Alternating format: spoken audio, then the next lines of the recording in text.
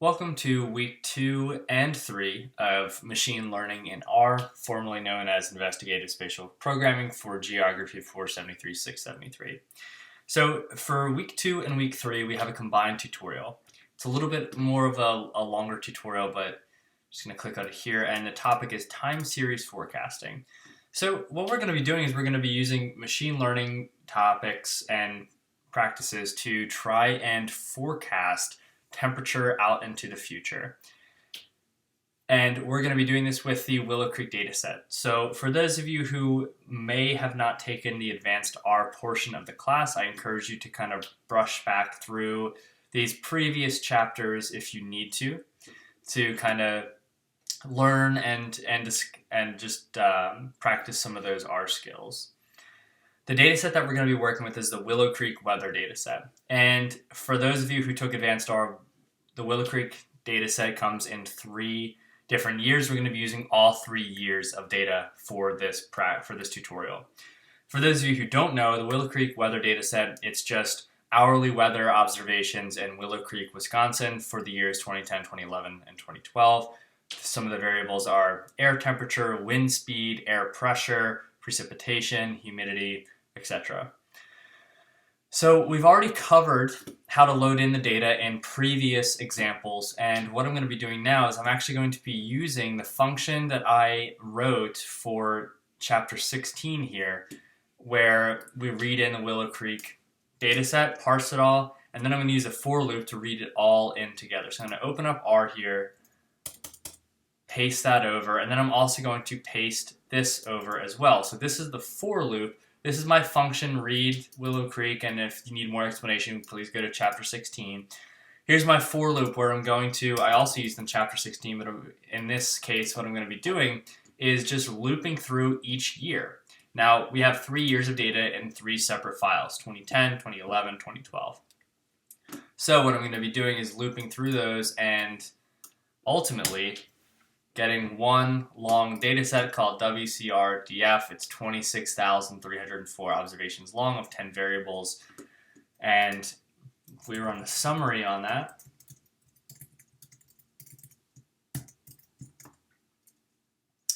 date goes from 2010 all the way to 2012, 12/31. We have air temperature, precip, short wave radiation, specific humidity, long wave, air pressure, winds.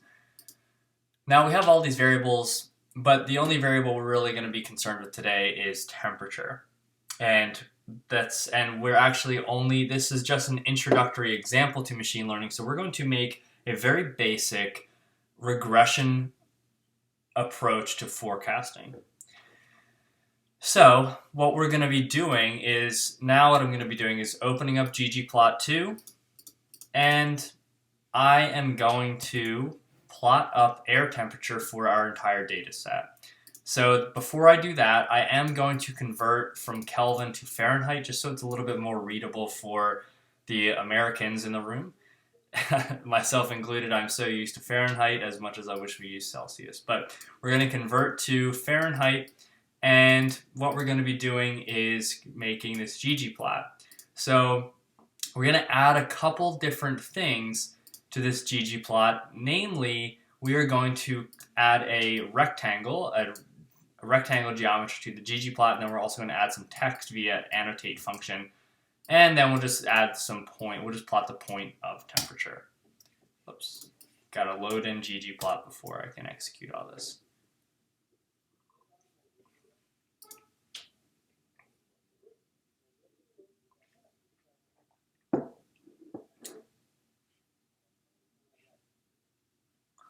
Okay. I see what happened. Okay, so I accidentally ran this line twice, which really threw things off. So let's go back to original WCRDF and then only run this line one time.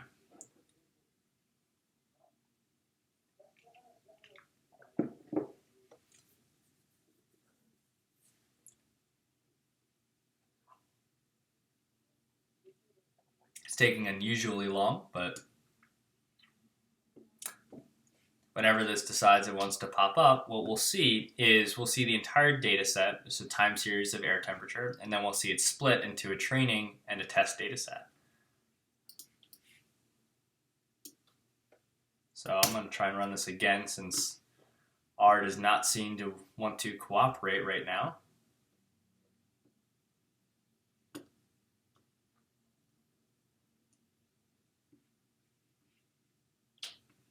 What is going on? Okay.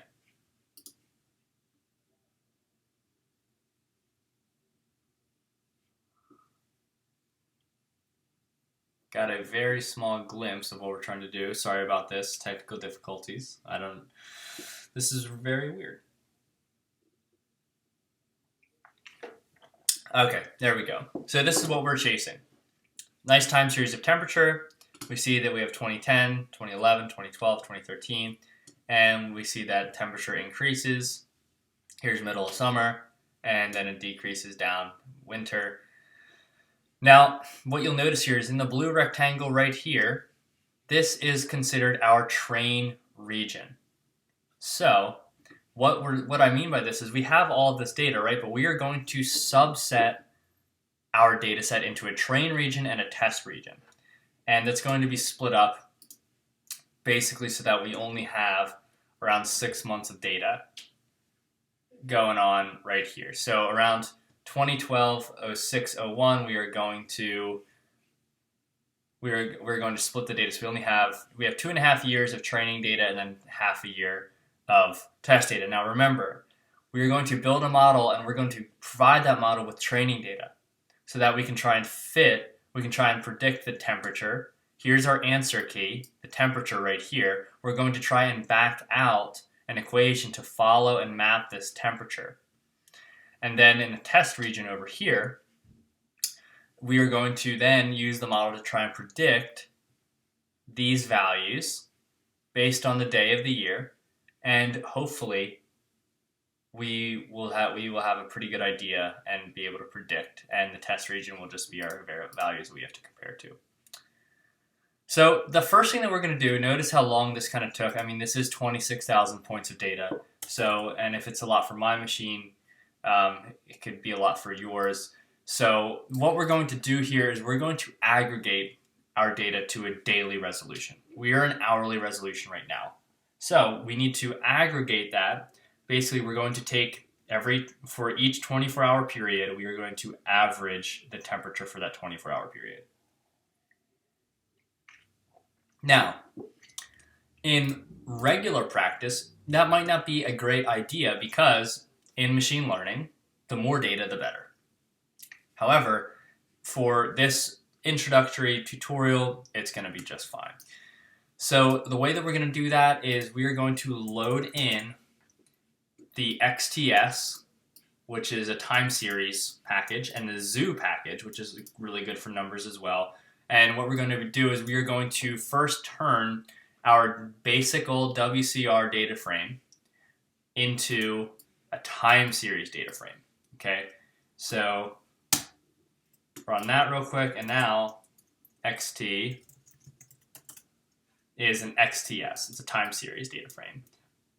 Now what we're going to do, because we are in a time series data frame, because it's a class of XTS, we can use this function called apply daily, which means that because we have an index here, the index is the date time. So we have, all of these dates and their timestamps right here. We're going to average it by day. So we're going to run this, and now ignore the warnings.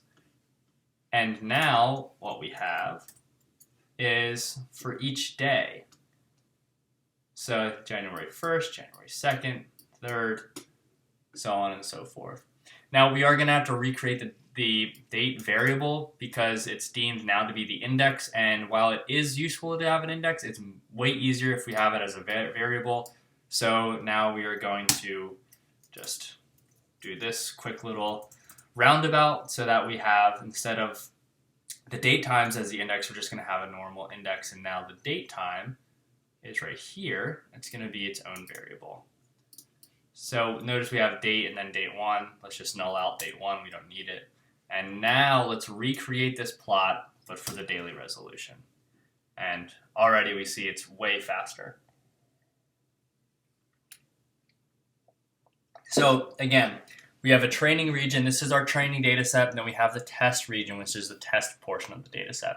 We're going to really just try and feed the data, or we're going to feed the training data to the model, train it, and then see if we can forecast this test region and match up with it. So now we're going to prep the model. The first thing we have to do is we still have, we put this nice rectangle right here to show where the training region is going to be, but we still haven't subset the data. So at this point, we are going to split up our data set, and we are going to split it up basically between the first value of the data set, which is 2010-0101 and 2012-531. Okay, so we have train and we have test. And then we are just going, what we're going to do here is, because we split these up, we're just going to only use our date variable and our air temperature variable. Remember, this is just a first simple example. In a more complex example, yes, we would want to preserve the other variables. Why? Because covariances exist across the variables. Some of these variables depend on one another. For example, temperature is very dependent on shortwave radiation. And by nulling out that variable, we might not be getting the most accurate model known to man, but we're still going to have a pretty good idea of air temperature, even though it's isolated and the only other variable we're carrying over is date. So now let's just run ahead on train. Here's our date, here's our temperature. Cool.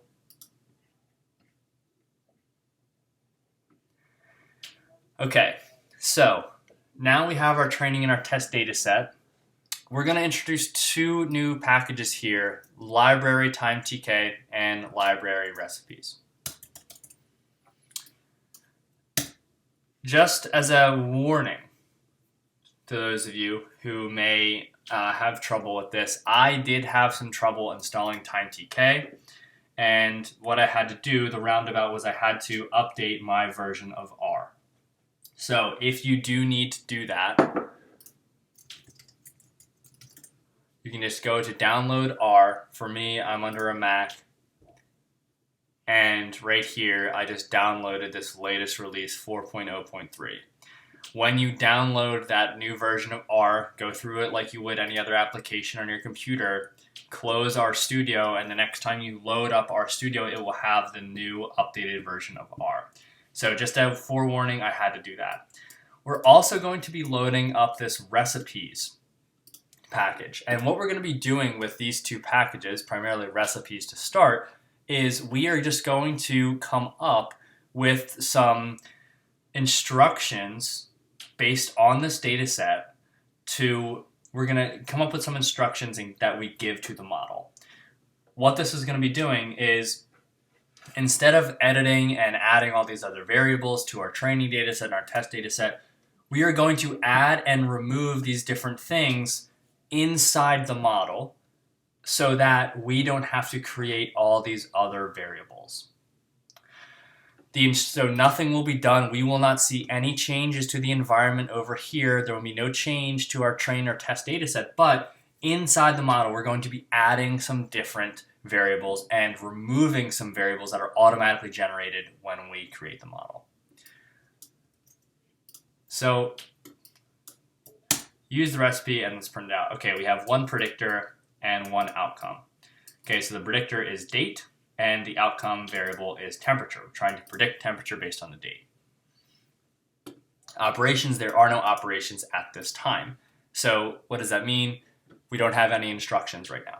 We need to add the instructions. So that's what we're going to be doing with all of this right here. So we're going to create a new variable and we are going to remove we're going to remove from this variable date. Why are we doing this? Because whenever we create a recipe time series like this and we have an actual time series object, it creates a ton of other variables like day of year and minute and hour and second. So this is just redundant. Don't worry about it. We still care about the date. We still care about the day of year. It's still going to matter. It's still going to go into the model. But it's just going to make the model run a little bit faster if we remove that variable because we have duplicates at this time. So we're going to remove all of these other variables. Remember, whenever we plug this into the model, it's going to create these extra variables. but we do not see that yet. Now we removed a couple of things, and now we're going to set up some interactions. We are going to say, okay, hey, model, I want you to pay attention to the relationship between the month label and the day, the month label and the week, and the month label and the weekday label. So these are just a couple different things. All it's going to do is just going to kind of change some of the parameters that go into the model, and just going to add some other columns and whatnot. But remember, we do not see any of that over here. These are just recipe instructions for the model. Now that we have those, we can load up all of these packages that we need to run the model.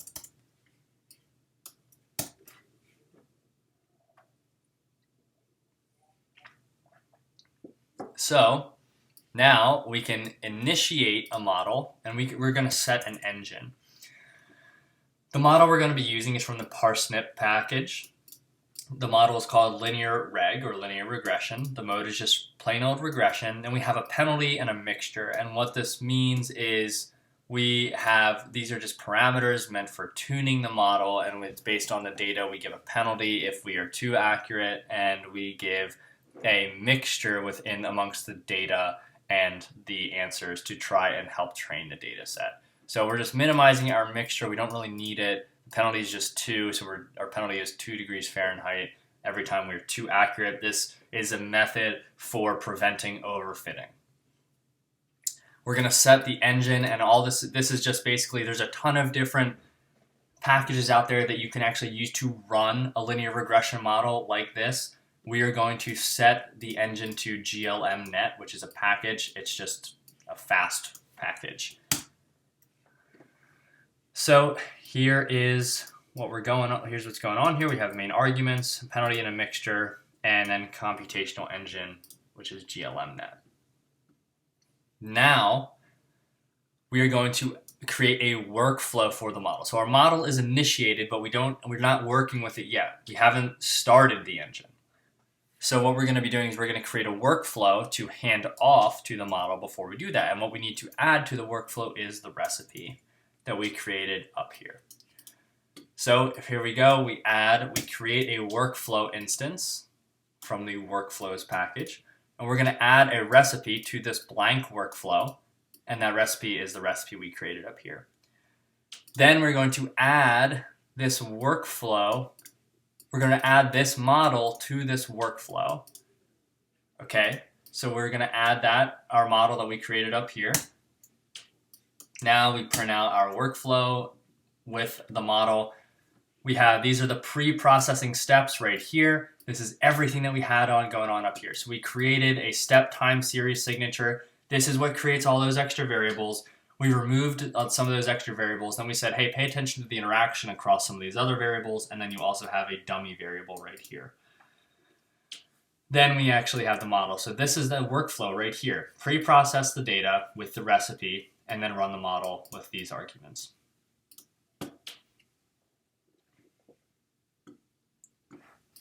And to actually go about running the model, first we're just going to make a new workflow just called train, just going to be the exact duplicate of what we've made up here. And then it's time to fit the model. So we're going to fit our workflow up here to, this is a totally unnecessary line, ignore that. We're going to run the fit function to run the model with the training data set. Ignore these warnings. It's just going to happen sometimes. Now that we just ran the model, okay? Now we're going to create a prediction table where we use this workflow that we reuse this model that we developed up here for the training data set. We run the model on the test data set. So now we're using the predict function.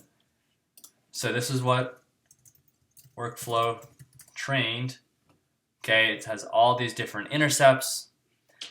So there we go. This is our formula right here. These are pre-processing steps, and yeah. So there we go. It's kind of ugly, and that's why we didn't print it out up there. Now we're going to use the predict function. We're going to use all of this on the test data set. And we'll save that as a prediction table. So here's our prediction. This is based on the day of year. With the test model, we are predicting air temperature. And all of that is is all based off of our training model. We're going to add the test. We're going to use bind columns. We're going to add some other columns to our prediction table, and that is just going to be the actual test data. Why? So that way we can actually take a look at, okay, this is the predicted value. This is the actual value. So we see just for example, for June 1st, our model predicted a value of 64.5, and the actual temperature on that day was 54.7. So there we go. We still have a little bit of work to do. So let's actually plot our predicted temperature right here over top of the test region right here. So now we're actually going to visually analyze how we did.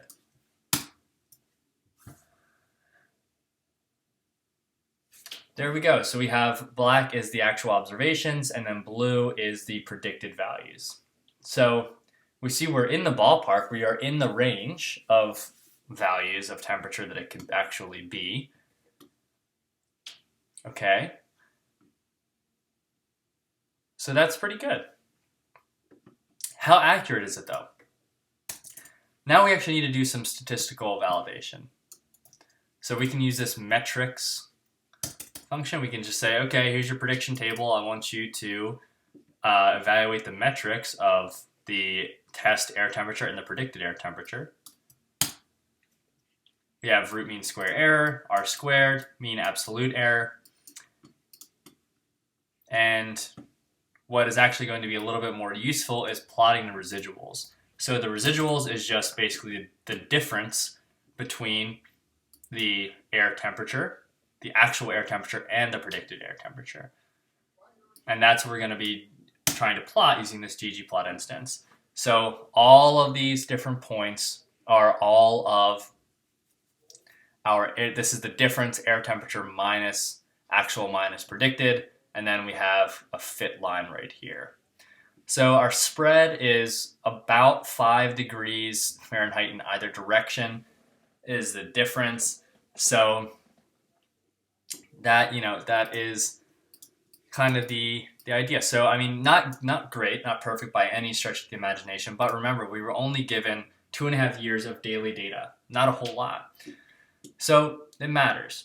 Data matters, it's important, and it's just important to realize that is why the residuals are as large as they are, but it's not necessarily a bad thing. This is still a good model. We're still predicting air temperature fairly well. So that's how we did with a trained data set and a test data set. So that's great. But how about, can we forecast now into the future without any test data set? Yes, we can, actually. And the way that we will do that is now we go back up here, we loaded this package called TimeTK. We used it right here in step time series signature. It had a nice function for that, which created some different things we needed for the recipes. Now we're going to be using it in a new way to make a future time series. So first we're going to extract the daily index from our daily data frame right here. There's the index, just a bunch of days. Now we can create a summary of that.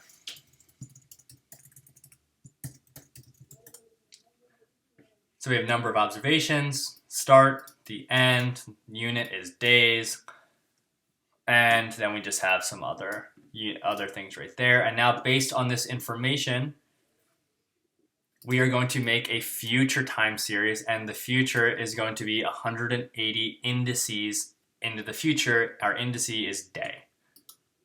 So we're just adding 180 days to the model. Then what we're going to be doing is creating a future table. which is just going to be a Tibble data frame table. So boom, here's our date time. So it's 2013.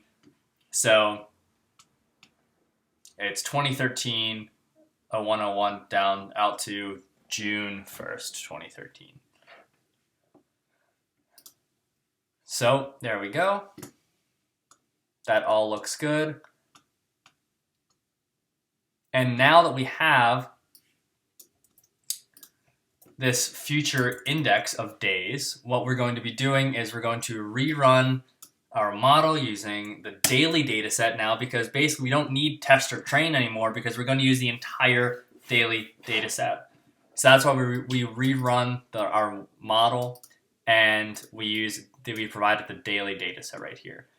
Then we predict, and remember we had train here, test here earlier. Now we're going to use daily here, future table here.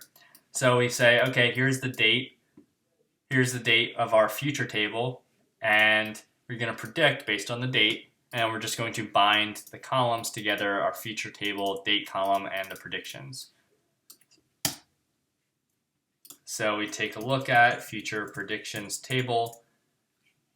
Here's the predicted temperature, here's the date that we wanted to predict for, and now let's just plot that up.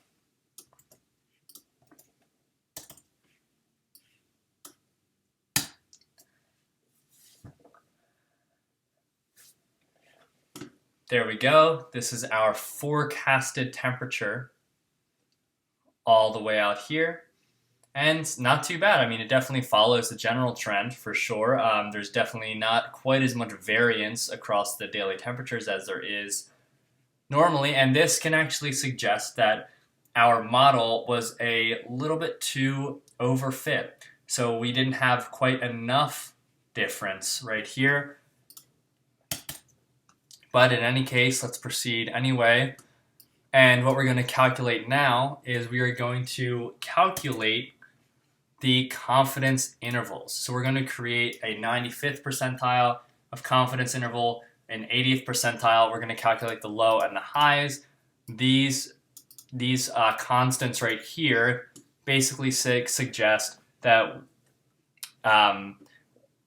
that 95% of the area under the normal curve lies in roughly 1.96 standard deviations. So these are constant standard deviations, and they are coming from our residual standard deviations that we calculate between air temperature and predicted of the predicted table. So now we have that. We can actually plot these with our 95th percentile confidence interval and our 80th percentile confidence interval, and we get this nice spread of data right here. So that is how you use machine learning for time series forecasting and analysis.